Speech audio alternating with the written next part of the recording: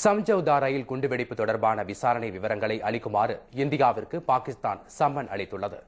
இந்திய பாகிஸ்தான் நாடுகளிடையே ஓடும் நல்லெண்ண ரயிலான சம்ஜௌதா எக்ஸ்பிரஸில் கடந்த 2007 பயங்கர குண்டுவெடிப்பு சம்பவம் நிகழ்ந்தது. ஹரியானா மாநிலம் பானிபட் அருகே நடைபெற்ற இச்சம்பவத்தில் 42 பாகிஸ்தானியர்கள் உள்ளிட்ட 68 பேர் கொல்லப்பட்டனர்.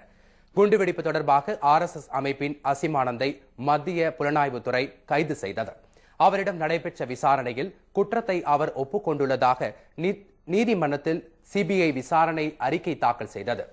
இந்நிலையில் சம்ஜௌதா ரயில் குண்டுவெடிப்பு விவரங்களை அளிக்குமாறு பாகிஸ்தான் சம்மன் அளித்துள்ளதாக இந்திய வெளியுறவுத்துறை செயலாளர் நிருபமா ராவ் தெரிவித்துள்ளார்.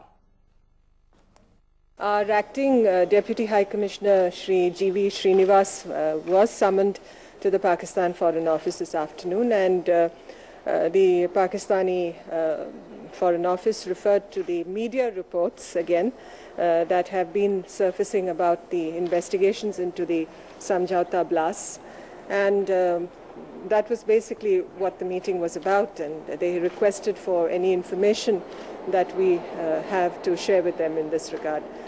So that has been of course conveyed to us by our High Commission in Islamabad, and that's where the matter rests at the moment.